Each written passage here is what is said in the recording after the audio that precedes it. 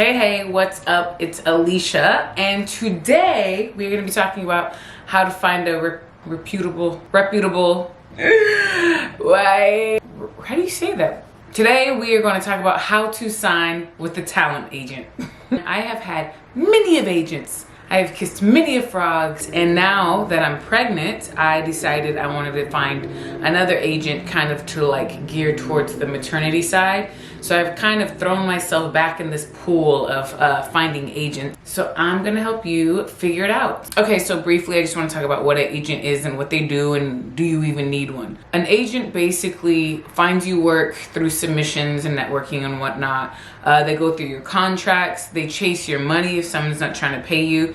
They fight for your rights, you know? It's really great to have an agent on your side because it also looks better when you have representation. The one thing about agents is that they don't guarantee work. I mean, and no agent or manager can. And that's another option, a manager. A lot of similarities, but a lot of differences between agents and managers. I feel like for most of the time I was like, I don't want a manager because they just take a percent of everything. Because a manager takes a clean 10% off of everything you make, regardless if they got you the job at all. And that's 10%, sometimes 15%. Like, there's no rules. I would say the main difference between agents and managers is agents have to be licensed, work for a licensed agency, and sometimes they also can be union franchised, so they have certain guidelines they have to follow and rules and everything. And with the manager, I mean, I could be a manager. There really is no prerequisites. It's usually based off of networking, I would say. So it's kind of like Joe Schmo could be your manager. Also, another difference between agent and manager is managers you have more of a personal connection with, which is awesome. And their roster is usually a lot smaller. You want to talk about your career and your branding and your headshots and should I go to this event? Is this worth it to go through that? Like, what about this class? Like, they could recommend you to agencies if you find a good one. Agents and managers, do what you want with that information. First things first, let's go through a couple of things that you'll need to submit yourself to these agencies. So you're gonna want a resume.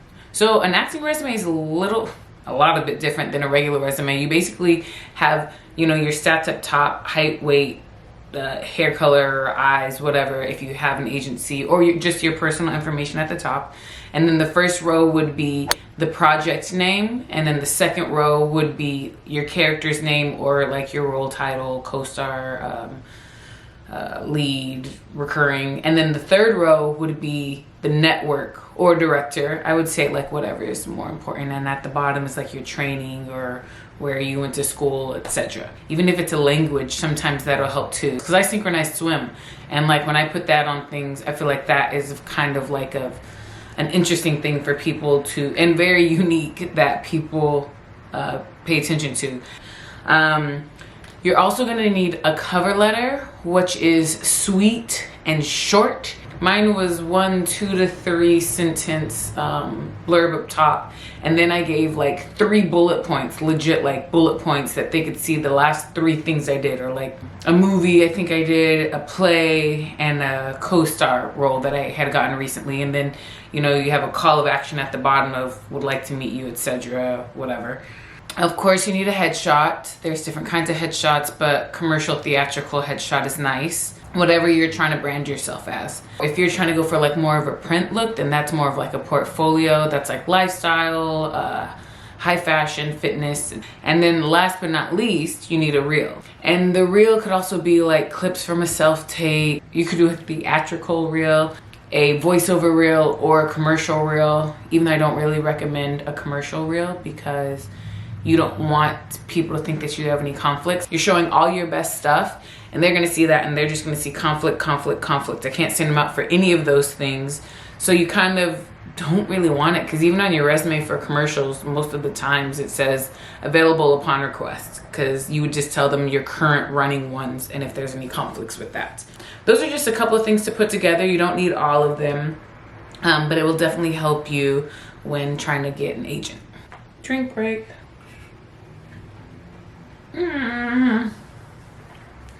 This sparkling lemonade from Trader Joe's is fire. All right, so the first thing that I would recommend for finding an agent is TalentLink. There's also one, Agent Blasters, but I haven't used that one, but I had a friend who used it and it worked well for her.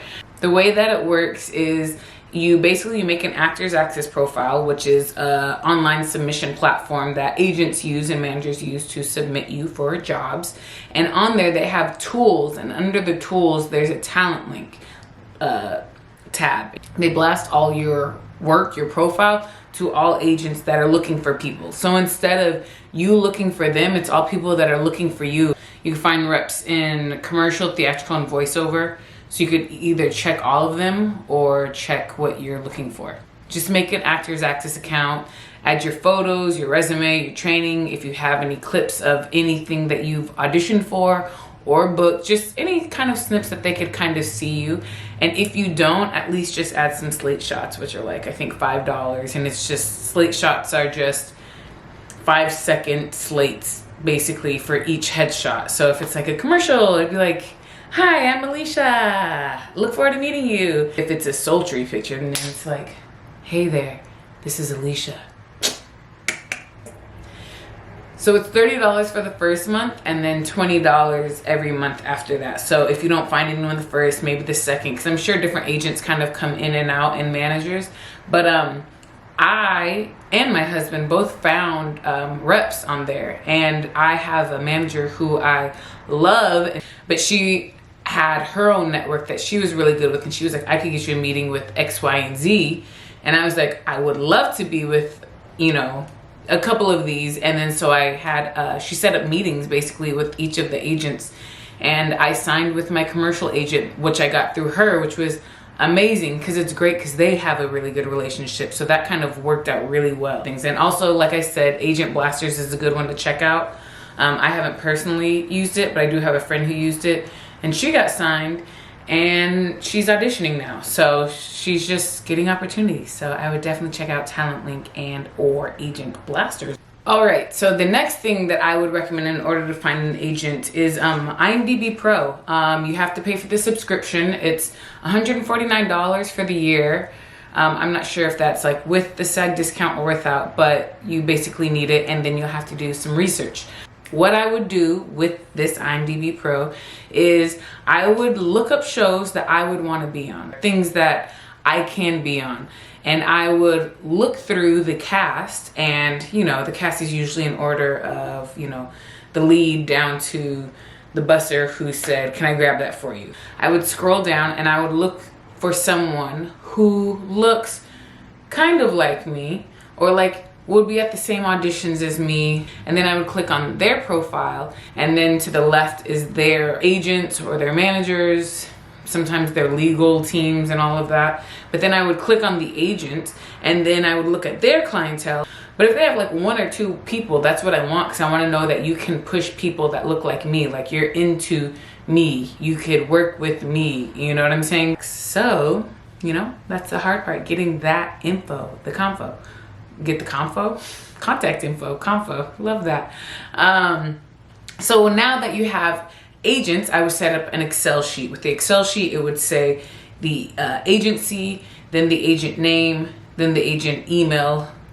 Yeah, you don't want their phone number. Agent email, and then the date you reach out to them, and then if they respond, what date they responded, and then if there was any notes, whether it's set up a meeting or they need more headshots or whatever, X, Y, and Z. But it helps you really organize all the info that you put together. So you could always go back to it, even if they're like, "Oh, you know, everything is great, but you need a stronger reel." Time goes by, you know, you work on a reel and you come back and you're like, "Hi, it's me again, and here's my reel." You know, it kind of like keeps you accountable and keeps it organized. So yeah, IMDB Pro, research, old school. And then I would say the third way to find an agent is like the easiest way and the hardest way in one, and that's by getting a referral. Referrals are great because you kind of bypass all the BS. You know, you get feedback, you get a response. You're more than likely to get a response when it's someone who's actually introducing you guys. Because when you do a cold email, I mean, Doing it the IMDB way, you could send 20 of those and get a response from like 2. And it's not even that they're gonna sign you or wanna meet with you. It could be like, oh, thanks, we have someone that looks like you, you know? So it's nice to, with the referral, to already kind of have your foot in. And even though that foot is in, it doesn't mean that you're gonna get signed. I've had, I think like 3 referrals and no signings from those referrals. So it's not like it's a guaranteed, you know, spot on their roster. Most people aren't going to just refer anybody because that's a representation of themselves. You still have to be kind of what they're looking for. Your talent has to be what they think they could make money off of, basically. Basically, the whole thing is, can I make money off of you, is what they're looking at. So this next way of finding an agent is kind of like the old school way, I would say. Like the OG, original way that people kind of found agents.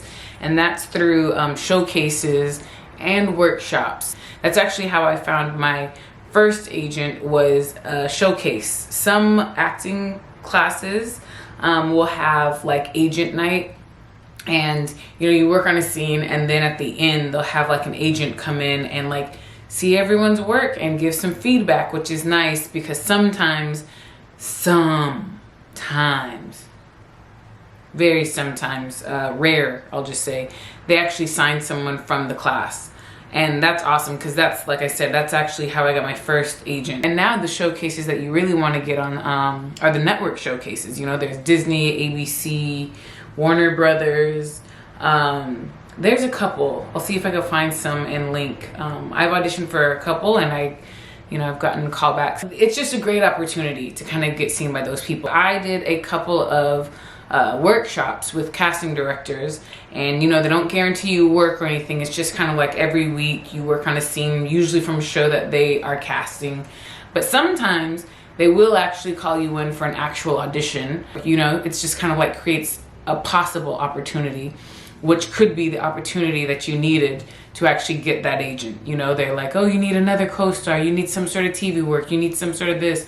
I mean, that job can actually be the job that helps you get the agent. The next one is what I actually did to find my current maternity agent. Something that I noticed with maternity in general is that print is kind of like where the money is at, you know, like ads and stuff. There's not that many commercials that are pregnant, very specific, but there's really not a lot of commercials. So my goal was to kind of go after print.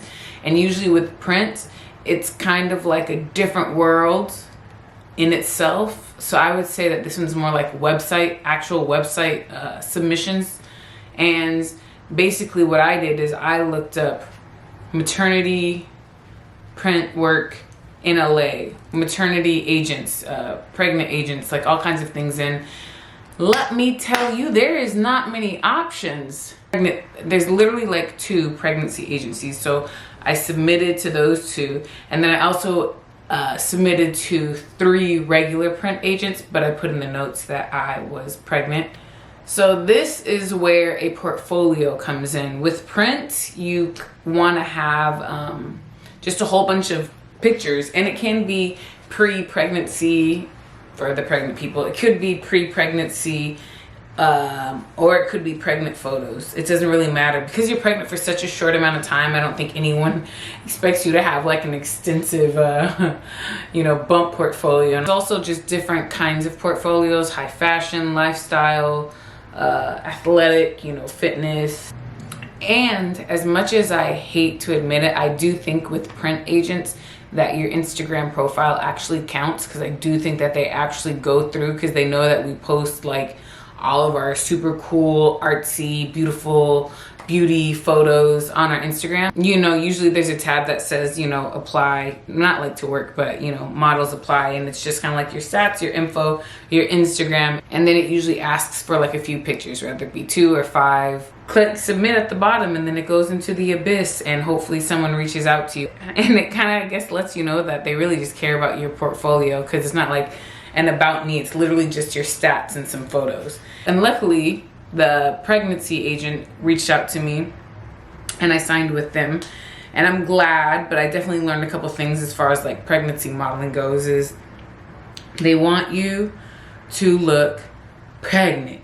Up until 7 months, I feel like I wasn't looking pregnant enough, because on the last email that she sent me, she was like, before you send your digitals for this month, eat a burrito before, drink some water, poke it out. And I was like, okay, so that is true. So now I just kind of have this small window of working pregnant jobs, and now I'm kind of getting more auditions, so we'll see how that goes. Another thing with the pregnancy agent, at least the one that I'm signed with, is they rep people from all over the country, so you don't necessarily have to be in LA.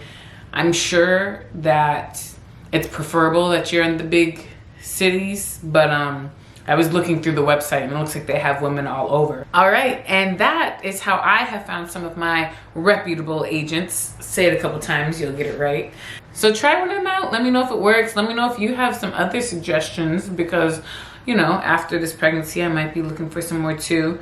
But I really think that these are good ways to get started and find some agents and just keep on keeping on. You know, it could be hard out there, it could be discouraging, but I like to think of this career as survival of the fittest. You know, someone's gonna give up, but it won't be me.